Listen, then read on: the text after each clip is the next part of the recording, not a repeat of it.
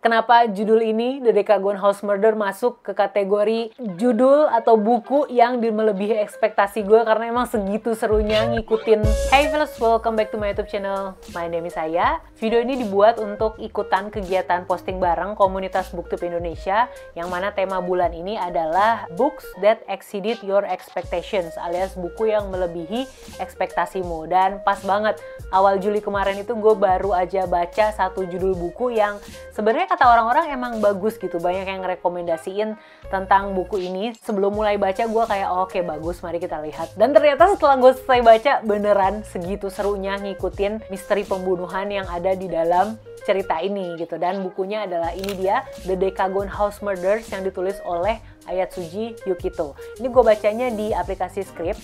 Kalau kamu pernah dengar nama Ayatsuji Yukito, beliau adalah penulis novel Another yang mana udah diterjemahin dan diterbitin sama penerbit Haru. Gue udah pernah bikin juga video reviewnya yang ini, kamu bisa nonton nanti setelah selesai nonton video yang ini.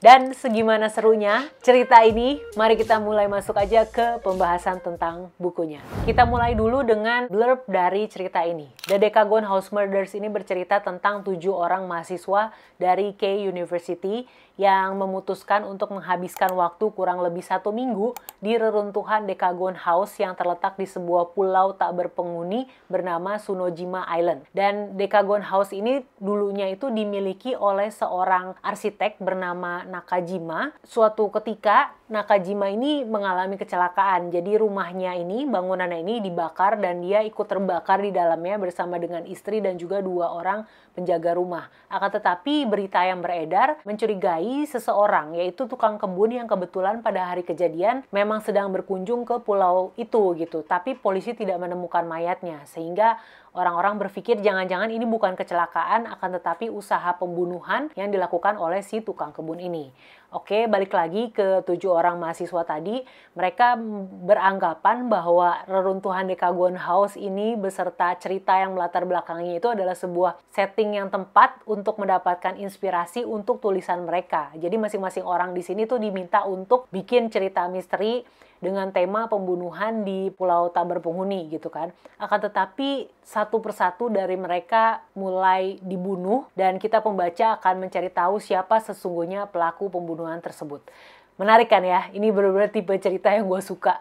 Semacam lockroom misteri gitu. Pembunuhan di ruang tertutup, dalam kasus ini di pulau tak berpenghuni yang susah didatangi sama orang. Sekarang kita masuk aja ke bagian reviewnya. Bagian prolog dari cerita ini disampaikan atau dinarasikan dengan menggunakan sudut pandang orang pertama, dan itu adalah sudut pandangnya si pelaku, si pembunuh. Akan tetapi nggak ada hint atau nggak ada petunjuk sama sekali yang bisa gua kaitkan gitu ya sama kejadian-kejadian di bab-bab selanjutnya. Jadi benar-benar nggak tahulah siapa pelaku pembunuhannya. Nah, nanti di bab selanjutnya, bab-bab selanjutnya itu akan menggunakan sudut pandang orang ketiga narasinya. Dan ini yang menarik. Di setiap bab itu akan ada judul yang mengindikasikan setting waktu dan juga setting tempat. Setting waktunya itu ditunjukkan lewat keterangan day 1, day 2, day 3, dan seterusnya. Sementara untuk setting tempat, karena ada 2 lokasi. Yang pertama itu lokasinya di Pulau Tsunojima tadi, yang pulau tak berpenghuni, sama satu lagi di mainland, alias di pulau utama, yang ada penduduknya, ya pulau utama gitu ya. Jadi nanti satu bab akan menunjukkan judulnya Day 1 in Tsunojima Island. Terus nanti di bab selanjutnya Day 1 in Mainland. Terus nanti seterusnya lagi ada Day 2, Day 3, dan seterusnya. Dan ini juga yang menarik, yaitu kalau settingnya di Pulau Tsunojima, di pulau tak berpenghuni itu, setiap tokoh akan menyebut nama mereka dengan nama julukan. Dan nama julukannya ini diambil dari nama-nama penulis misteri detektif terkenal dunia. Kayak misalnya Agatha Christie, terus juga Ellery Quinn, ada Van Dien, dan sebagainya.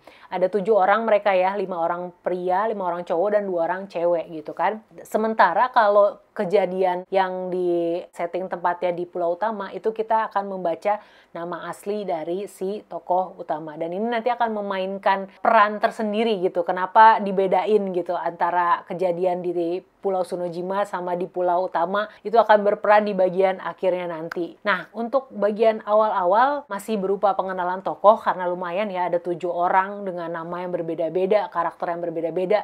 Kita akan dibawa untuk mengenal karakteristik dari masing-masing tokoh yang lama-kelamaan terbiasa juga gitu. Dan akhirnya bakal terbiasa, oh kalau kalau tingkahnya seperti ini pasti si tokoh A. Kalau tingkahnya kayak gini, pasti si tokoh B gitu kan. Dan memang ada satu tokoh yang lumayan menonjol, yaitu bernama Ellery. Si Ellery ini tuh dianggap yang paling serba tahu lah gitu sama temen-temennya. Temen-temennya sebenarnya nggak suka gitu, karena ngerasa dia tuh snob. Kayak ngerasa bisa mecahin semua misteri yang disodorkan kepada dirinya. Terus nanti seiring babnya berjalan, korban pun satu persatu mulai berjatuhan gitu kan.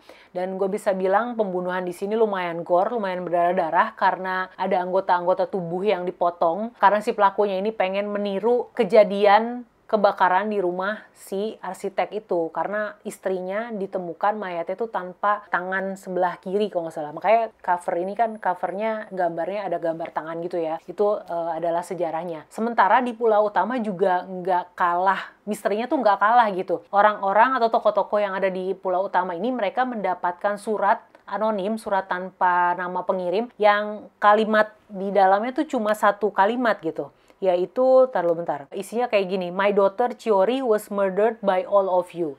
Putri saya Chiori dibunuh oleh kamu semua gitu. Jadi ada beberapa orang yang dapat, dan sepertinya ketujuh mahasiswa yang lagi di Pulau Tsunojima tuh dapat juga suratnya, cuman mereka nggak tahu gitu. Mereka udah keburu pergi ke Pulau Tsunojima, barulah suratnya itu nyampe gitu. Jadi yang di Pulau Utama berusaha nyelidikin tentang surat tanpa nama itu, yang di Pulau Tsunojima berusaha untuk mencari tahu siapa pelaku pembunuhan di antara mereka gitu. Karena nggak ada lagi yang bisa masuk ke pulau tersebut. Pulau itu tuh jarang banget didatengin sama kapal-kapal yang lewat gitu kan. Dari situlah ketegangan mulai terbangun. Gue sebagai pembaca bisa merasakan kecemasan di antara ketujuh orang ini. Ya bayangin aja, satu persatu korban berjatuhan, hari-hari pun terus berlanjut, dan mereka nggak bisa minta tolong gitu karena nggak ada sinyal juga di pulau terpencil itu. Lalu yang gue suka juga dari penulis adalah bisa membangkitkan rasa creepy. Karena bentukan si Decagon House-nya itu emang kayak gelap, terus bentuknya aneh.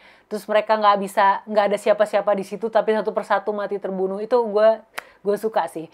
Gue suka sama perasaan, sama aura creepy yang dibangun oleh penulis. Ini sama kayak rasa creepy yang gue dapatkan ketika sedang membaca novel Another. Padahal gue tahu ini kan cerita misteri detektif gitu ya. Cerita tentang pembunuhan, nggak mungkin ada hantunya gitu. Tapi bawaannya creepy gitu pas lagi baca kejadian-kejadian di dalam Decagon House ini. Terus di Pulau Utama pun juga nggak kalah seru penyelidikannya. Ada tokoh yang merasa dirinya sebagai Sherlock yang berusaha mencari petunjuk-petunjuk gitu kan. Sementara ada tokoh lain lagi yang bertindak sebagai Watson-nya gitu, yang berusaha menghubungkan bukti-bukti yang ditemukan oleh si so-called Sherlock ini. Sampai nanti akhirnya twist-nya diungkapkan, dan gue juga suka ketika twist-nya diungkapkan ya. Kayak sambil lalu aja gitu. Dan pada awalnya twist itu diungkapkan, gue sempat lemot gitu. Tapi terus pas oh my god, jadi begitu caranya dia melakukan trik-trik pembunuhannya. Wah, itu keren banget sih, keren. Gue suka banget. Makanya kenapa judul ini, The Decagon House Murder, masuk ke kategori judul atau buku yang melebihi ekspektasi gue, karena emang segitu serunya ngikutin misteri pembunuhan di pulau tak berpenghuni itu.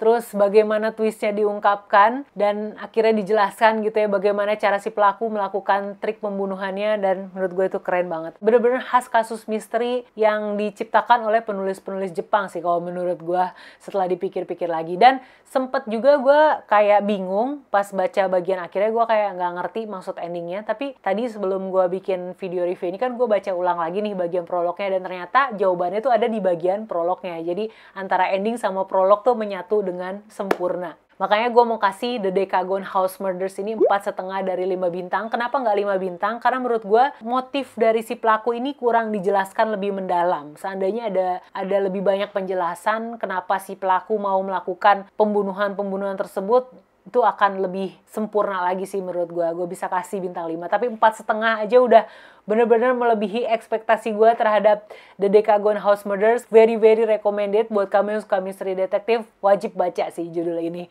Gue kepikiran pengen bikin baca barengan judul ini, tapi karena bukunya agak susah didapat, kasihan juga nanti kalau yang nggak bisa dapetin atau mengakses bukunya. Tapi nggak tahu gimana menurut kamu. Haruskah gue bikin baca barengan judul ini? Kasih tau di kolom komen di bawah ya. Dan gue punya video review yang membahas novel misteri detektif lainnya, ada di sini dan juga di sini. Tapi sebelumnya jangan lupa like dulu video ini kalau kamu suka, subscribe juga ke channel ini, dan kita ketemu di video yang ini dan yang ini. See ya!